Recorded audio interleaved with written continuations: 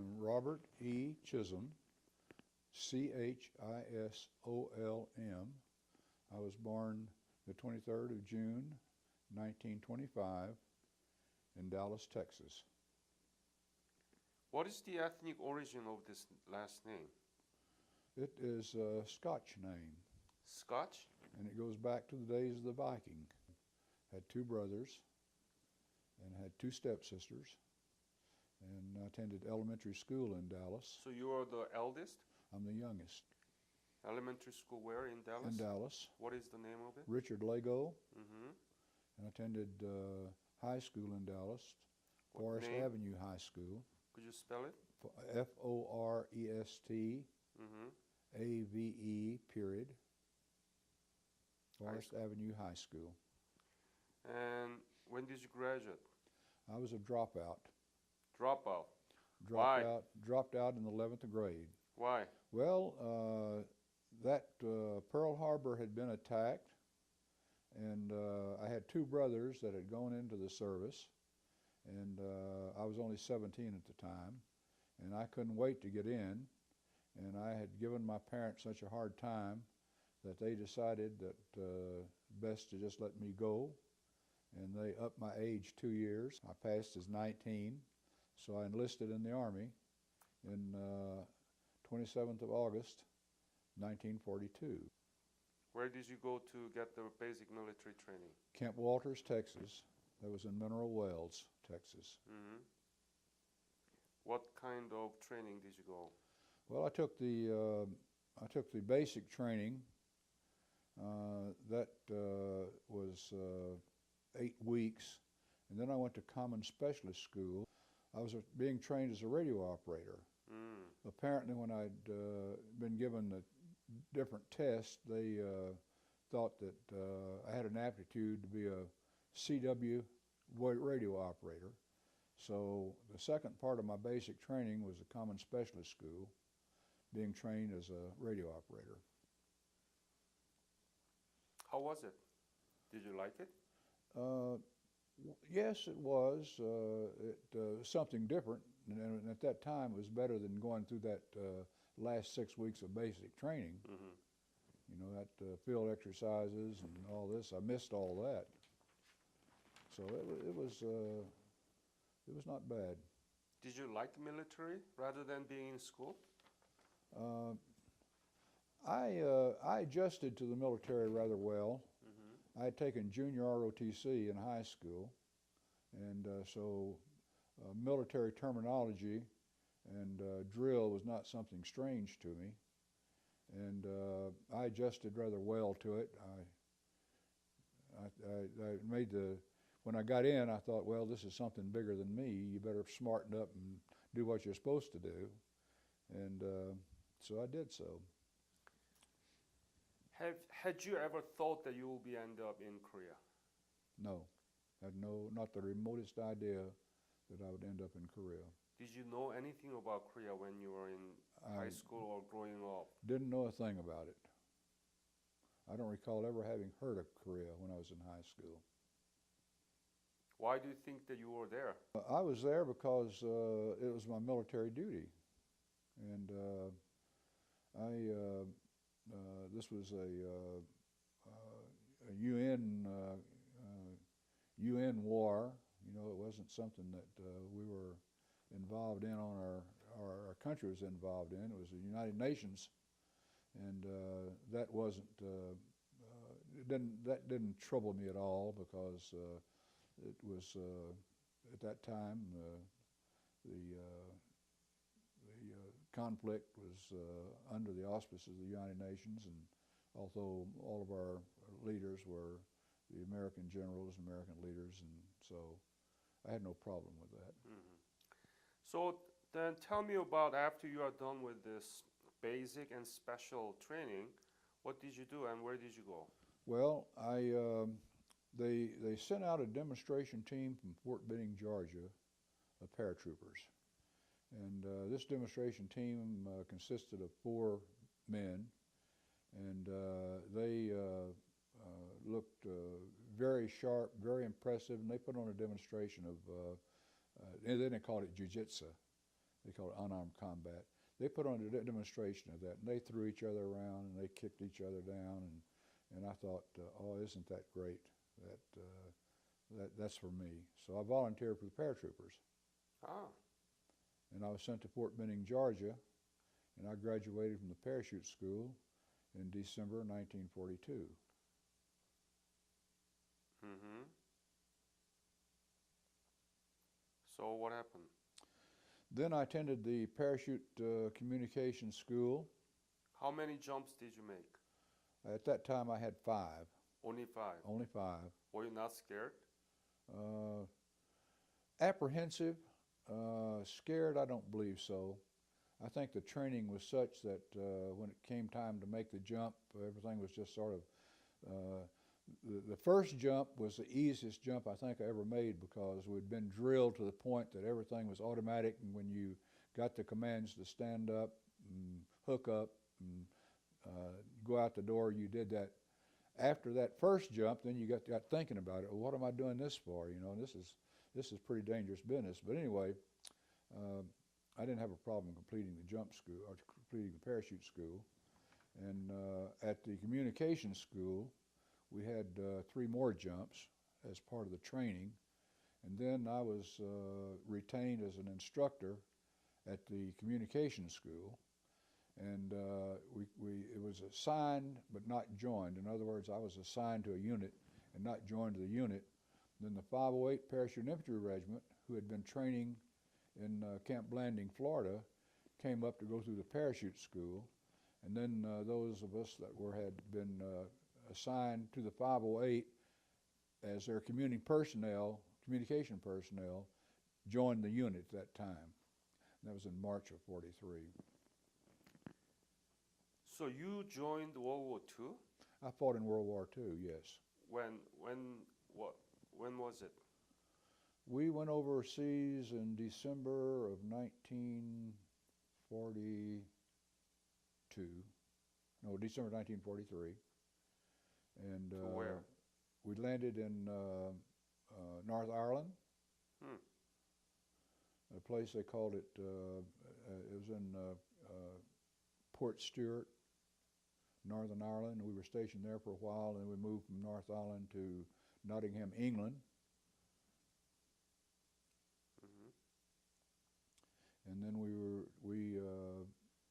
from Nottingham, England, during the invasion of Normandy, my unit, the 508 Parachute Infantry Regiment, had become a part of the 82nd Airborne Division, and we jumped into Normandy. Oh, so you were part of Normandy landing? I'm part of the Normandy landing, yes. Tell me about it. How dangerous, how intensive, what was your mission? Well, we'd been trained to the point that when the time came to go into Normandy, that we were ready to go.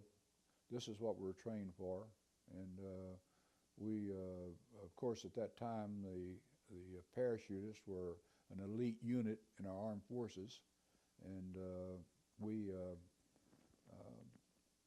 at least, I think most of our men thought that, well, here's what we're here for. It's time to go. Let's go and get it over with. And so it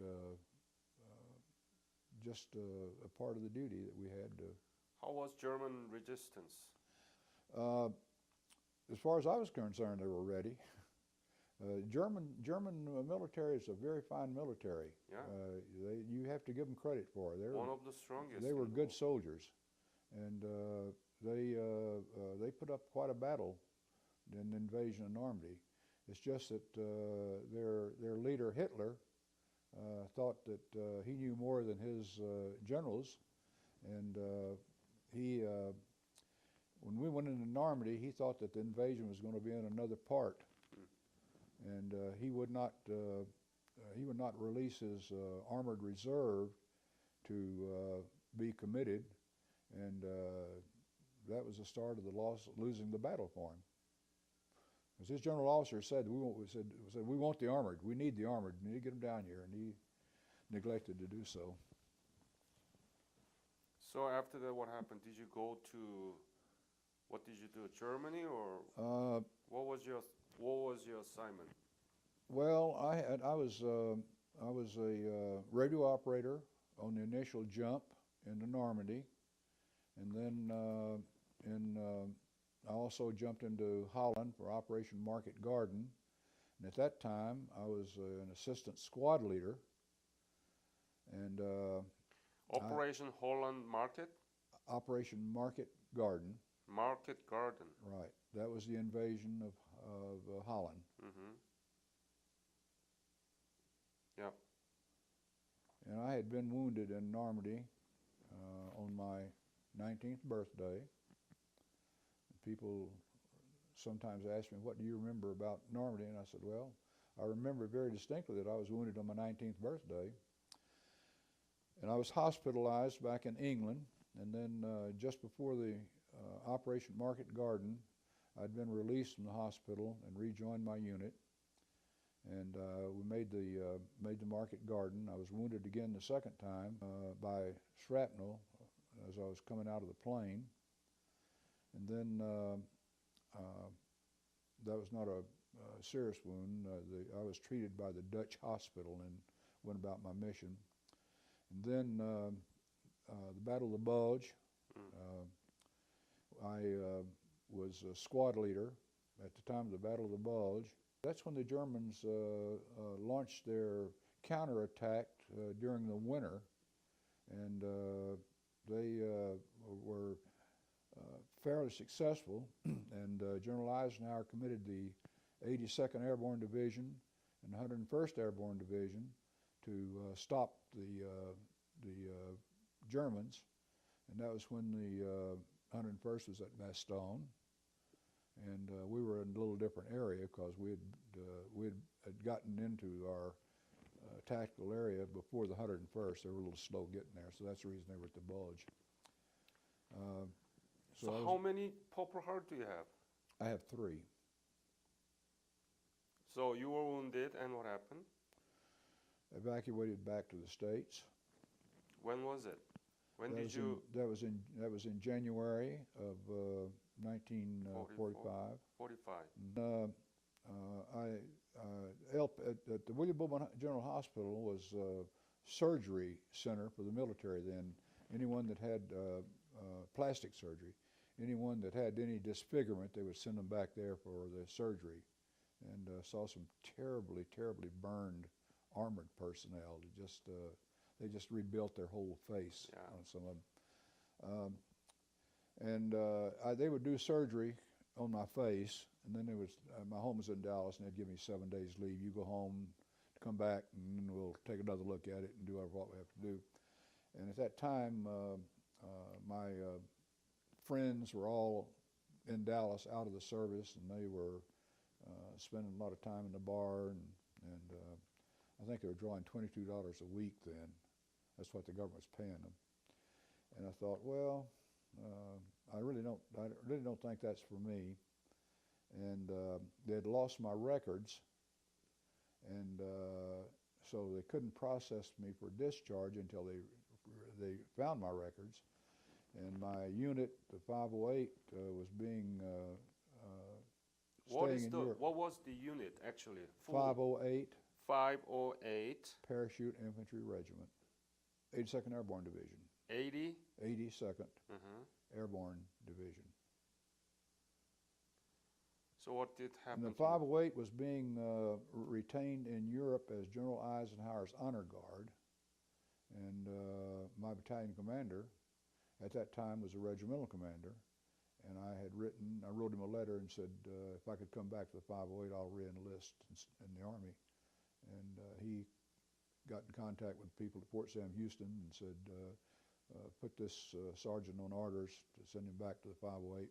I went back to the 508 in 1946 in Germany. So, I'm going to ask this question because your service experience is quite extensive from World War II, Korean War, and Vietnam War. But how did you feel that you were part of this victorious war of the World War II in Europe? What what is the reaction from, what did you see from Europe about American involvement, in American fight for the war for themselves?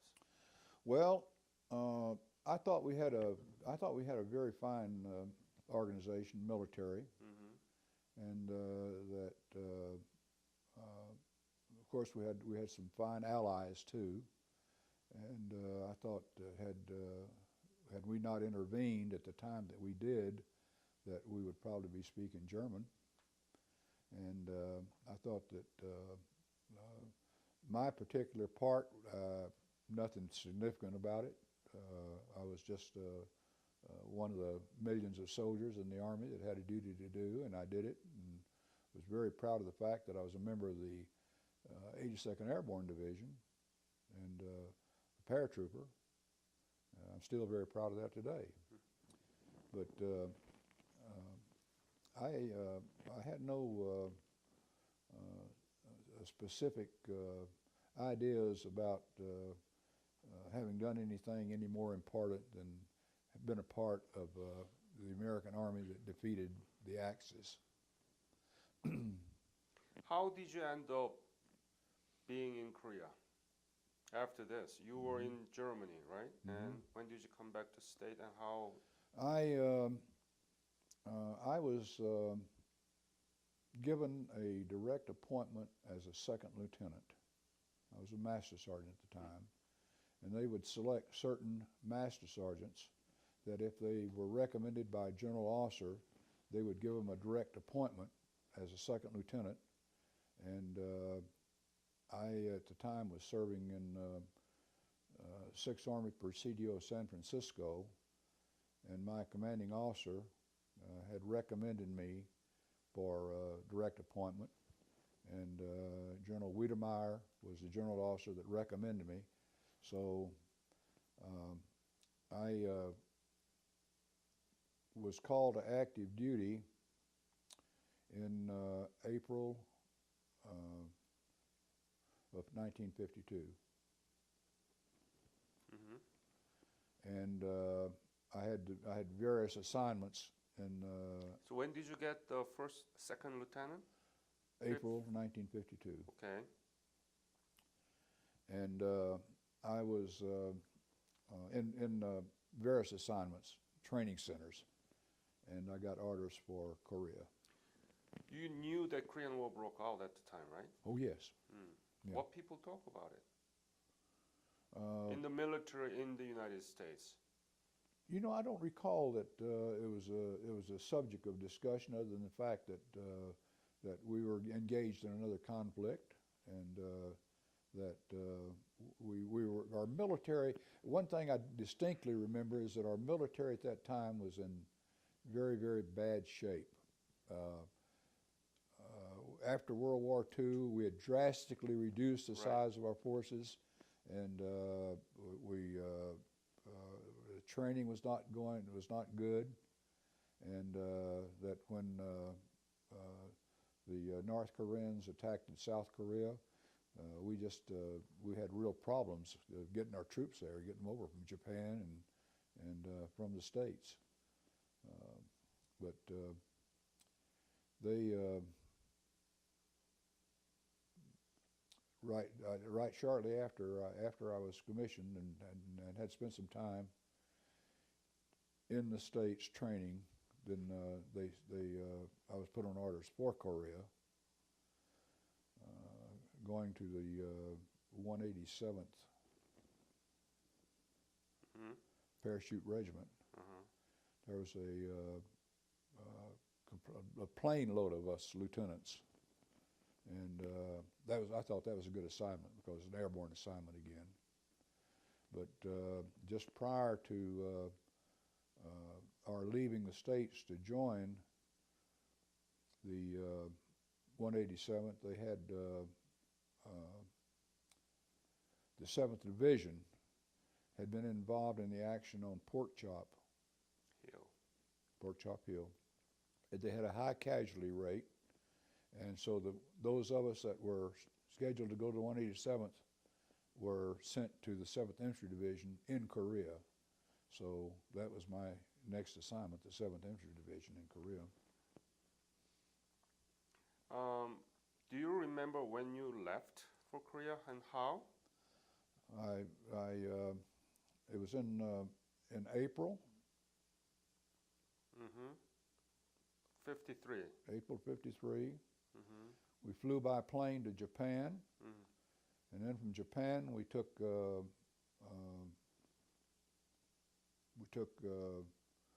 ship to Korea, and I think we landed at Busan. Mm-hmm. And then we were sent by rail right up to Seoul, and then right to the 7th Division, who were on the line at that time. And to the Pokchap Hill. Right in that area. Actually, we were back on, not right on, my unit was not right on Pork Chop. We were back, and I think when I joined, it was in reserve then, in the Chorwan Valley. Chorwan? Mm-hmm. How was the situations in Chorwan Valley at the time that people, I mean, the armistice was about to be done, but still there were very intensive battles. Oh, yes. Tell me about the details, the typical day of that service in Chorwan. Well, when I arrived and was assigned, I was assigned to the 31st Infantry, which was a regiment in the 7th Division, and I was assigned to G Company as a platoon leader, and we were occupying defensive positions in the Chorwan Valley, right near Baldy and Pork Chop, and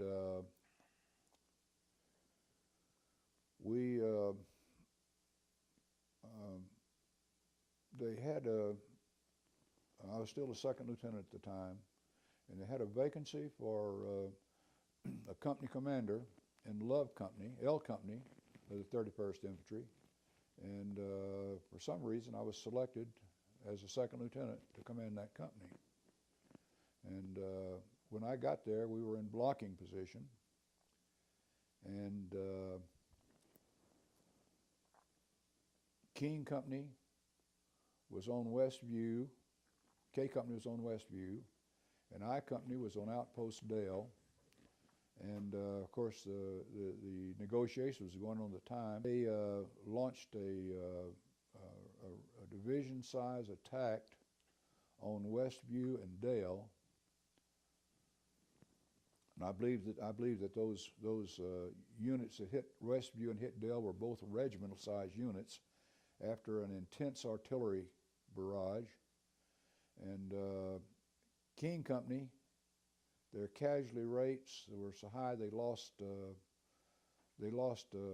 Westview, and I Company held Dale, and my company was in what they called it blocking reserve, and I got the order to take my company and counterattack Westview, and I did so, and we took Westview back. The Chinese had overrun Westview, and they were occupying the positions, and we took the Westview back. And this is right, the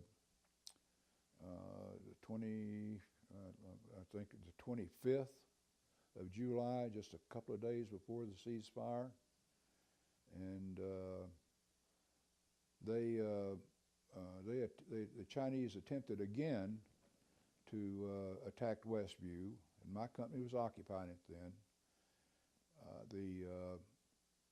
They started the attack, and they were in the open, and they're coming across open field, and I called in artillery on them, and I think it was probably one of the greatest artillery barrages that they had at that time, and they just really almost annihilated them. So we held on to Westview. And then on July the 27th, that was the night of the ceasefire. Yep. And so my company fought one of the last, I think, major actions of the Korean War.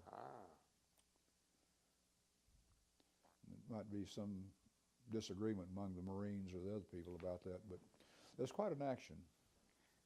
And must be very dangerous. Well, anytime you get shot at, it's dangerous. Never been wounded during that time? No, I only had the 3 wounds from World War II. World War II.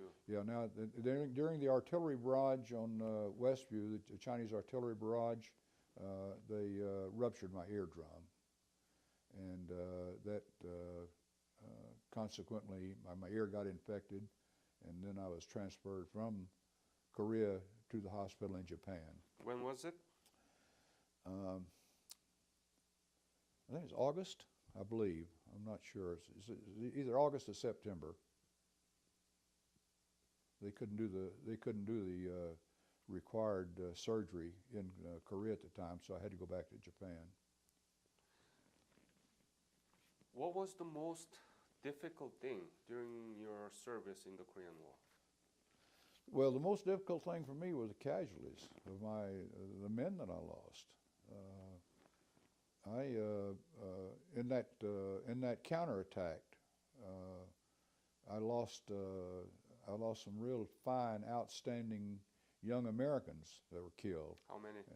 And, I don't recall exactly what my casualty rate was. How many were in your company? Oh, about 80? No, about 131 in that neighborhood. And can you give me some ballpark figure percentage? Half? No, it wasn't. It wasn't that many. Okay. I think maybe my casualty rate would be in the neighborhood of 20 or 25, and of those, I don't recall exactly how many were killed. I do know that while we're in the defensive position, that and we're getting heavy artillery from the Chinese. That a young man that had just arrived in the company just before the attack was killed, and you're a commander, you lose your men, and you get I know them all by name. I know something about their family, and it's quite a loss. Let me ask the soft side of your service. How much were you paid as a first lieutenant at the time? Remember? I don't remember. $100-something, I think. Not 200? I don't think so.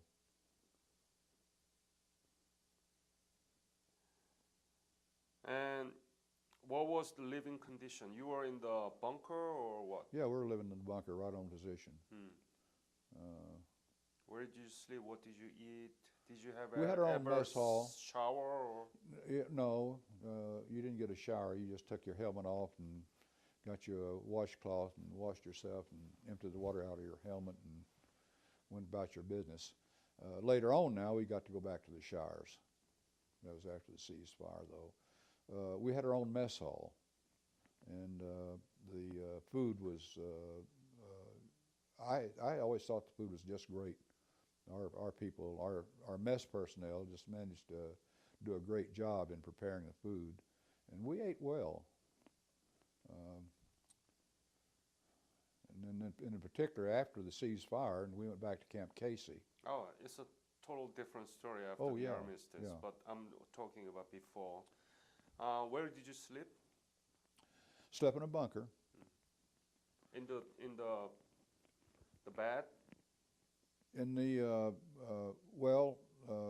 we had the trenches connected your bunkers in the defensive position, and quite a few of the bunkers had been destroyed by the artillery, so we had to rebuild those after the ceasefire. But the troops slept in the bunkers. In my bunker, I think probably myself, my executive officer, my first sergeant, and my radio operator, because that was the company command's command post, CP. So those were key personnel that we had in there. Were you married at the time? I was married. Wow, must have been hard for you. When did you marry? In 1946. Huh. I married my childhood sweetheart. So did you write letter back to them? Yes. As a matter of fact, my wife kept a lot of those letters that I wrote.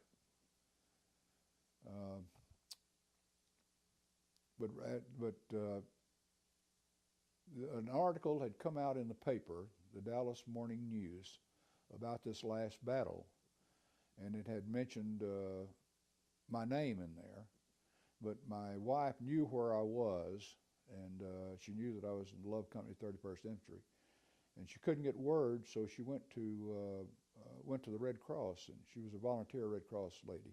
She went to the Red Cross and asked them, "Can you find out if my husband was okay after that battle?" And they found out, yes, I was okay. I had not been wounded or anything. Oh. And that article in the Dallas Morning News was must have been the morning after the ceasefire, and it was quite a lengthy article. It talked about, specifically mentioned that my company had been in that last battle in Westview. Westview. Mm-hmm. Do you still keep that letters? Do you still have it? The article? No, the letters. The letters? No, I don't think I have those. Did your wife pass away? She passed away. Oh, sorry to hear that. 4 years ago. So it's gone, the letters. Yeah. And then you went to Vietnam War II? I went to Vietnam. Were you not tired of being in the war? I was a slow learner, I guess. So when did you go to Vietnam? Let's see, I went to Vietnam in 1963. And as what? As an advisor to the Vietnamese. I was with the first group of American advisors sent to Vietnam. Oh. Now the special forces were already operating there. Yeah. So I wouldn't want to confuse anyone that I was one of the first to get in there, but one of the first advisors to get there, and we were especially selected and trained because of combat experience, and they were, at that time, they wanted officers with combat experience, airborne qualified, other qualifications, so I was selected for that. How was South Vietnam military? Were they ready? Were they willing to fight? Were they really in high spirit? Were they good enough, or what? Tell me, please. Well, I was with the 23rd Division, Corps area, and I was advisor to the 45th Vietnamese Regiment, and my commanding officer, regimental commanding officer, had been a French been an NCO fighting with the French, so he had been fighting the communists for quite some time, Major Nguyen Van Ba, and I thought he was a good regimental commander, and I thought that the Vietnamese were doing well. I heard a lot of negative remarks about him from different units, but I was fortunate, I guess, that I'd gotten in that unit commanded by an officer that had been fighting the Viet Cong for some time. Well, first place, when you get politicians involved in trying to conduct a war, you're going to lose that war, because if a politician can't depend on the military people that are trained to fight wars, and a lot of them have fought wars and they know what they're doing, then the country is in dire circumstances. We could have won that war. As a matter of fact, the North Vietnam, after Tet, the Nguyen Van Giap made a statement and later published. He said after Tet, the Americans had won that war, but all the demonstrations that was going on in the United States, when I saw that, I said, well, no, we're not going to lose the war. These demonstrators is going to win the war for us, and they did. So you're talking about the politics in the United States, anti-Vietnam War demonstration? Yeah. So you think that if there were no demonstration like that, and if U.S. was united, then you mean that the Vietnam War could have been won? We could have won the Vietnam. I am just convinced that we could have won the war in Vietnam had it not been for all the demonstrations and anti-war feelings in our country at the time and the politicians that were involved. You are in a very unique position to be able to compare the three different wars?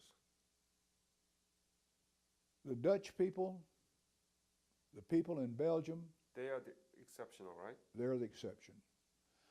If you go to Normandy today, you cannot be received any better or treated any better than you're treated by the people in Normandy.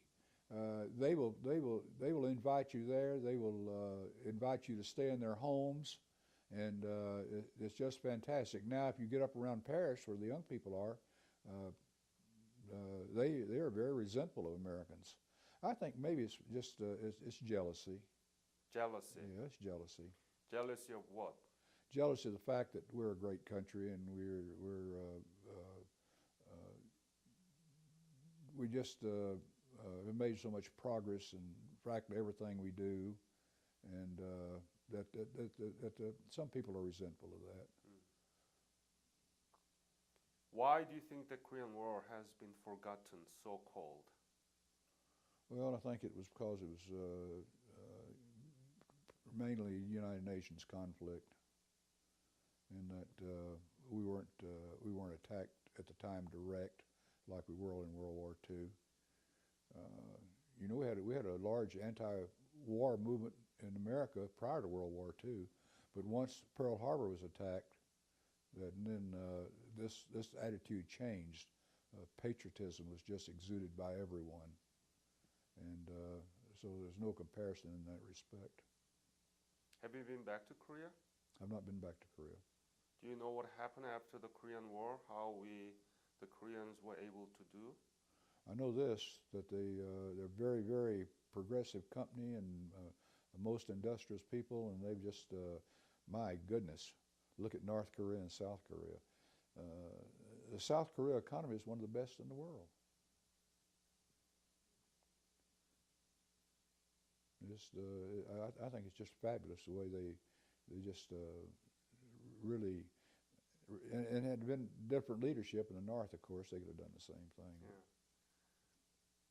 World War II was an all-out war, conscript,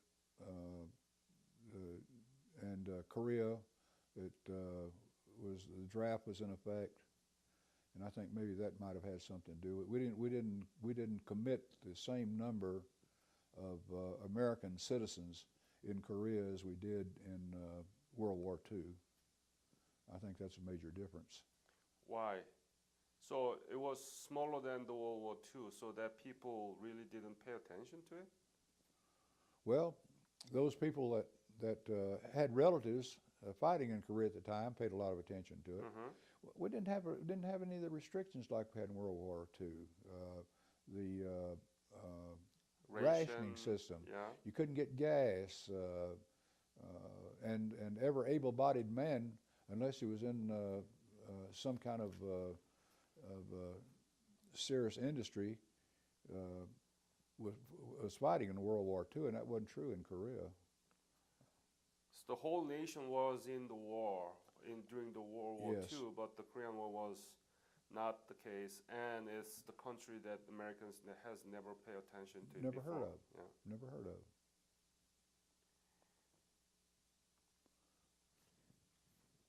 What do you think of about the military in American society? How do you see it? Is military respected in this society? Well, I think so. I think the military remains one of the most highly respected professions in the country. You've always got that percentage that are anti-military, but generally speaking, if you go out and you question people about of the professions that we have in the country, which do you have most respect for, and usually they'll say the military will be right at the top, attorneys right at the bottom. How did your military career affect your whole life? What is it? Quite dramatically.